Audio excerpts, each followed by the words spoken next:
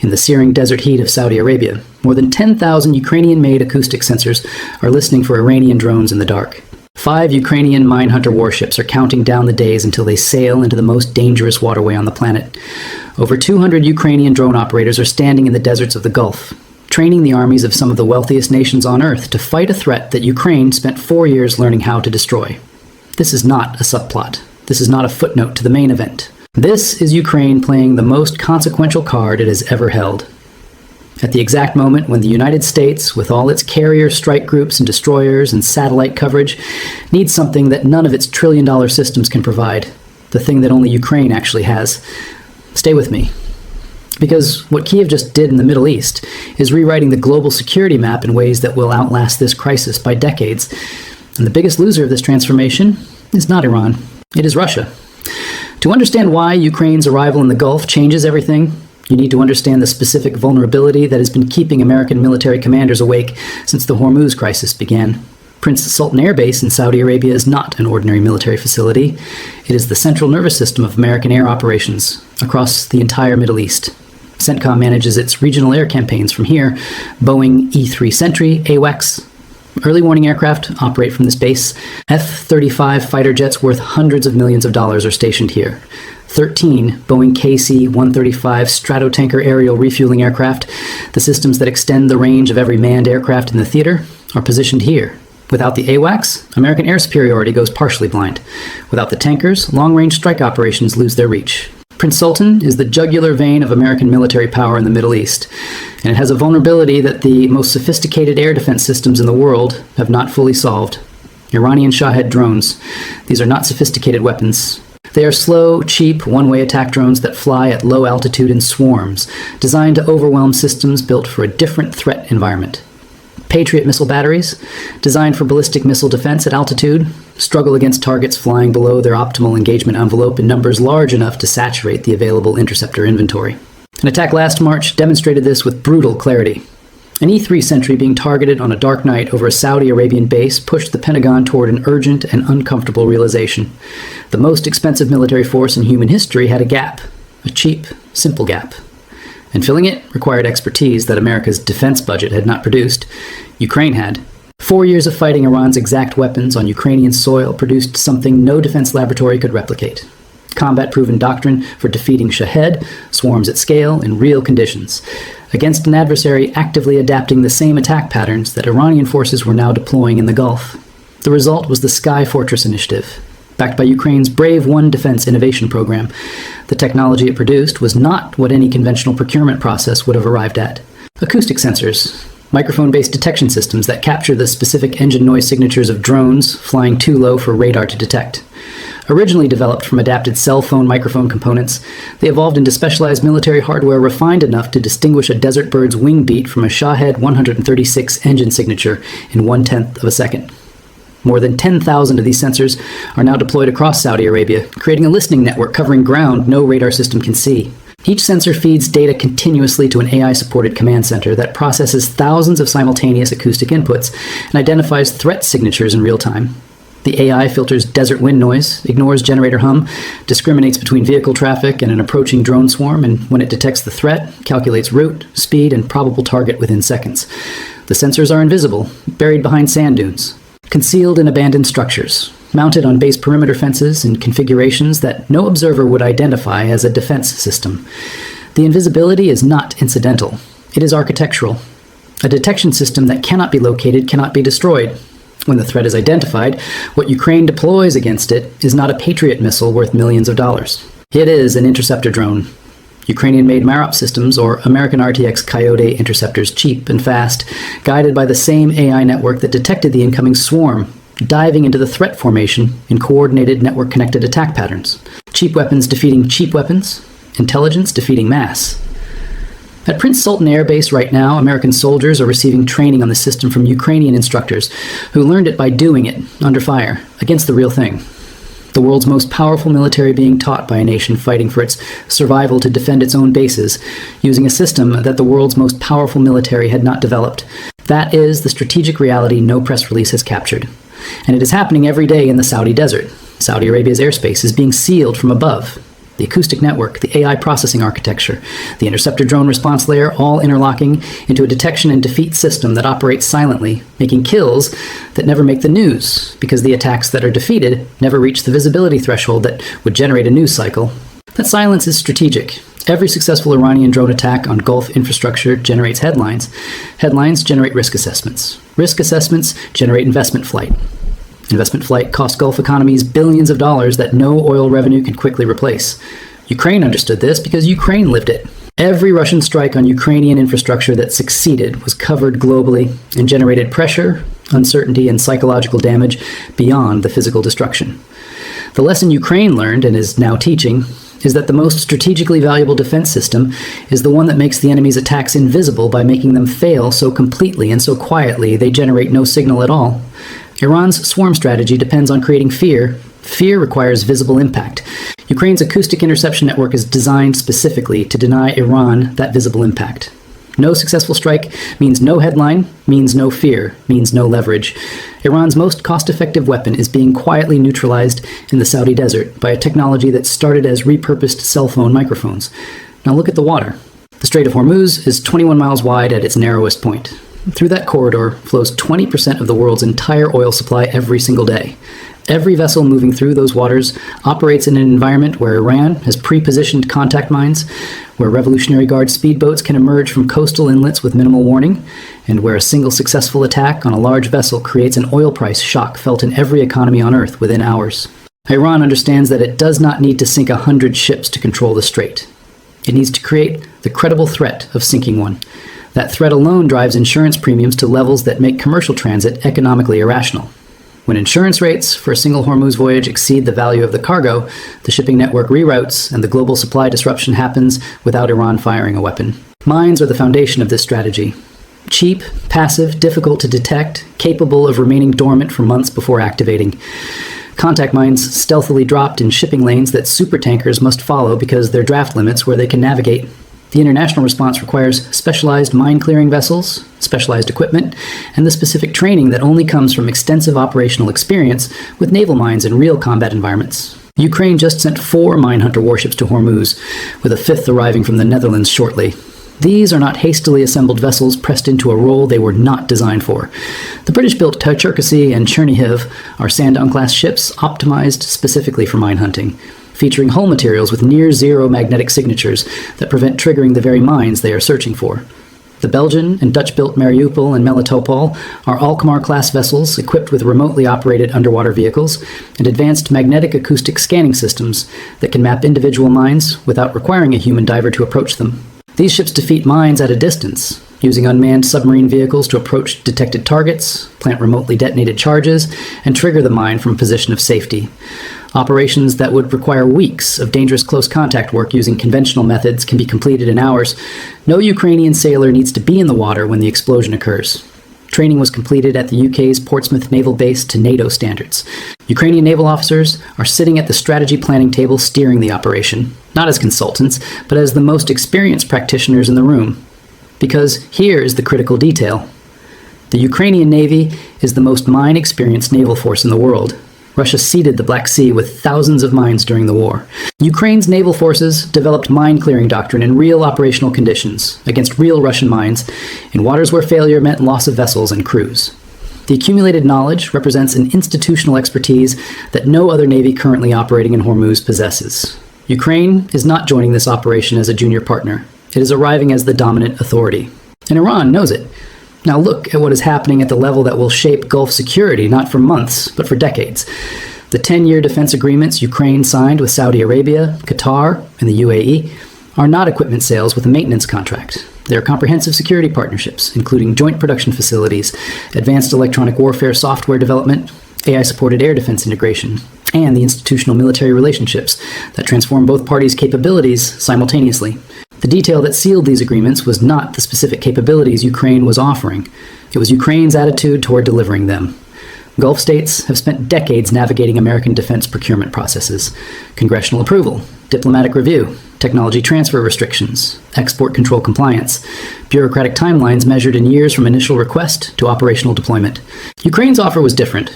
The representatives from Kyiv sat across from Gulf military planners, looked at the requirements, looked at the timeline, and said they could have the system operational and training underway tomorrow morning.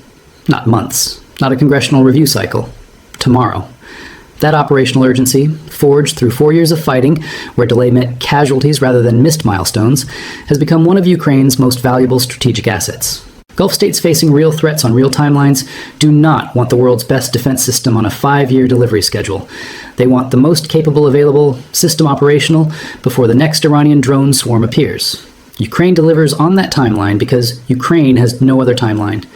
The Mura, V5, and Sea Baby unmanned surface vessels that Ukraine is offering Gulf states complete the naval architecture that the acoustic detection network and mine hunters begin. These are the systems that drove the Russian Black Sea Fleet from Crimea to Novorossiysk. That sank Russian warships at ranges and in conditions Russian commanders had not calculated as threats. That disabled a Russian submarine. That struck the Kerch Bridge. That demonstrated definitively that a technologically inferior naval force can achieve strategic objectives against a conventionally superior opponent when its unmanned systems are designed and operated correctly. In the Strait of Hormuz, these drones patrol around supertankers as invisible defensive escorts. Their speed of 50 miles per hour gives them intercept capability against Revolutionary Guard speedboats that conventional escort vessels struggle to match. When Iranian fast boats appear approaching a protected tanker convoy, the Mura drones move to intercept before the threat reaches engagement distance. The capability that makes this system transformative is what Ukraine demonstrated in the Black Sea and is now bringing to Hormuz. The Mura can launch aerial interceptor drones from its deck. A naval drone that is also an aerial drone carrier provides simultaneous defense against surface threats and aerial threats. Against Iranian Shaheds approaching from the air and Iranian fast boats approaching from the water simultaneously, the Mura provides an answer in both dimensions, without requiring separate assets for each. The Wolfpack tactic extends this further. Multiple Mura drones operating in coordinated formation around a single protected tanker, each covering a different sector of the threat envelope, sharing targeting data through a networked system, present a defensive architecture that Iran's swarm strategy cannot defeat through simple numerical advantage. You cannot overwhelm a networked defense with a swarm when the defense is itself a networked swarm. Iran built its Hormuz strategy around the assumption that conventional escort capability would have gaps. Speed gaps, coverage gaps, reaction time gaps. The Mura system eliminates those gaps by operating at the speed and in the numbers that gap elimination requires. Now look at what this means for Russia, because this is where the full geopolitical dimension of Ukraine's Gulf intervention lands. For years, Moscow built its Middle Eastern arms export strategy around a single proposition.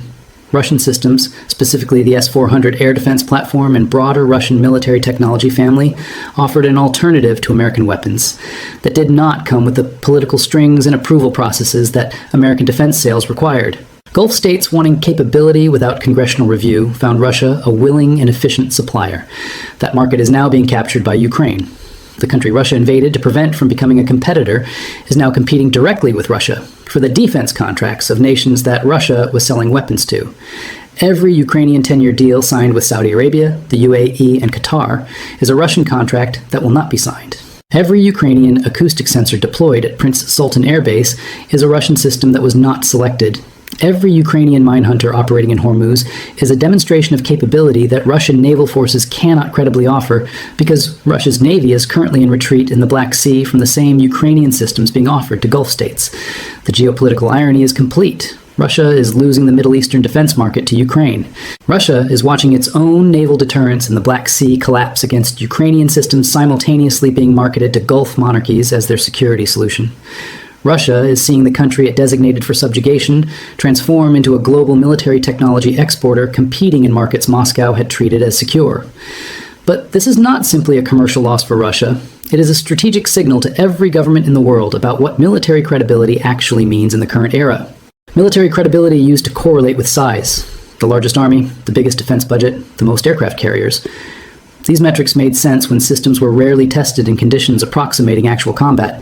That era is ending. What Gulf states discovered when evaluating Ukraine's offerings against competing alternatives was that combat proven in real conditions against real adversaries with real countermeasures is worth more than any specification sheet. A drone interceptor system that has defeated thousands of Shahed attacks in Ukrainian airspace carries a different assurance than a system that performed perfectly in a controlled test range. A mine-clearing doctrine developed through 4 years of operational experience against real Russian naval mines carries a different assurance than doctrine developed through simulation. Ukraine has 4 years of the most intensive modern warfare ever recorded, serving as its product demonstration. No competitor can replicate that demonstration, and the world's richest states are responding accordingly. The economic exchange embedded in these deals is equally striking. Ukraine is providing its most valuable current asset, combat-proven military technology, and the expertise to operate it, in exchange for what it needs most: direct cash transfers, energy supply guarantees, advanced missile technology that feeds back into Ukraine's own defense production. A nation that was begging for artillery ammunition in its darkest operational moments is now billing the world's richest sovereign wealth funds for security services, receiving oil, fuel, money, and weapons technology in return. Over 200 Ukrainian drone operators and military experts are actively serving on the ground across Saudi Arabia, the UAE, Qatar, and Kuwait. This consultancy network, which has spread to Jordan, constitutes the first concrete steps of a new security doctrine rapidly spreading across the Middle East. These battle-hardened soldiers are teaching local forces the fine details of drone warfare, countermeasures, acoustic detection, and naval defense that no Western defense contractor can teach, because no Western defense contractor developed them under fire. The transformation in Ukraine's global position this represents is not fully captured by any single development. Ukraine entered this war as a country dependent on others for its existence, dependent on Western ammunition supplies, financial transfers, political support to sustain the coalition that kept Russian pressure from becoming overwhelming. It was a recipient of security guarantees from nations that could have reduced that support at any political moment. That dependency has not disappeared. Ukraine still needs Western support, but something fundamental has changed in the nature of those relationships. Ukraine is no longer only a recipient. It is a provider, offering capabilities its partners cannot provide for themselves, to customers paying generously for access to those capabilities. The Gulf states need Ukraine's acoustic detection network. They need Ukraine's mine-clearing expertise. They need Ukraine's drone warfare doctrine. They need the 200 operators on the ground teaching skills no Western defense contractor can teach. Ukraine needs Gulf oil, money, missile technology, and energy security guarantees, protecting Ukrainian heating through the winters Russia has tried to make unbearable. This is not charity. It is a partnership between equals, each providing what the other cannot obtain elsewhere. That equality is a fundamentally different strategic position for Ukraine than the one it occupied in February 2022. Step back and look at the complete picture of what Ukraine has constructed in the Gulf in months. In the air, over Saudi Arabia, 10,000 acoustic sensors listening for threats that radar cannot see, processing through AI systems that classify in fractions of a second, feeding targeting data to interceptor drone swarms that defeat Iranian Shahed attacks before they generate a headline. American soldiers trained by Ukrainian instructors on a system that the world's largest defense budget had not produced. In the water, 4 mine hunter warships operating with hull signatures below the detection threshold of the mines they hunt, crewed by the most mine-experienced naval force on Earth, clearing the threat environment that Iran's most strategic passive weapon creates in the Strait. A 5th vessel arriving from the Netherlands, Ukrainian officers steering the strategy. On the surface and across the threat spectrum, more naval drones patrolling tanker corridors at 50 miles per hour, providing simultaneous air and surface threat response, operating in wolf pack formations that mirror Iran's offensive swarm tactics and defeat them defensively. Behind all of it, decade-long multi-billion-dollar defense partnerships with Saudi Arabia, Qatar, and the UAE, creating joint production facilities for the next generation of these systems. Integrating Ukrainian electronic warfare software into Gulf defense architectures, positioning Ukraine not as a weapons supplier, but as a co-developer of the security doctrine that will define Gulf defense strategy through the 2030s. There is one final dimension that gives the whole picture its ultimate significance. Ukraine is demonstrating something to every government on Earth about the nature of power in the 21st century. Power used to correlate directly with size. Largest army, biggest defense budget, most aircraft carriers. These metrics determined who had influence and who received protection. Ukraine has none of those things in the traditional sense. Its army is stretched. Its defense budget exists on Allied life support. It has no aircraft carriers. And yet Ukraine is protecting American military bases with sensors that American defense procurement had not developed. Clearing mines from the world's most strategically critical waterway with the most experienced mine-clearing force on Earth. Training Gulf armies and drone warfare doctrine that no Western institution can match, signing decade-long defense partnerships with sovereign wealth funds, shaping those nations' military capabilities through the 2030s. What Ukraine has is not size. It is relevance. Combat-proven, operationally demonstrated, immediately deployable relevance to the specific problems that the most important actors in the current strategic environment actually need solved. Iran built its Hormuz strategy around decades of accumulated threat infrastructure, naval mines, fast boat swarms, shade drone production at scale. Each element designed to create an asymmetric cost imposition that conventional naval power could not efficiently counter. Ukraine spent 4 years building counters to every one of those elements, not in laboratories, in combat. Against the Russian versions of the exact same weapons, refined through thousands of operational engagements, adapted through failure and success in conditions that no peacetime testing environment replicates. The acoustic sensors that detect Shaheds before radar sees them were developed,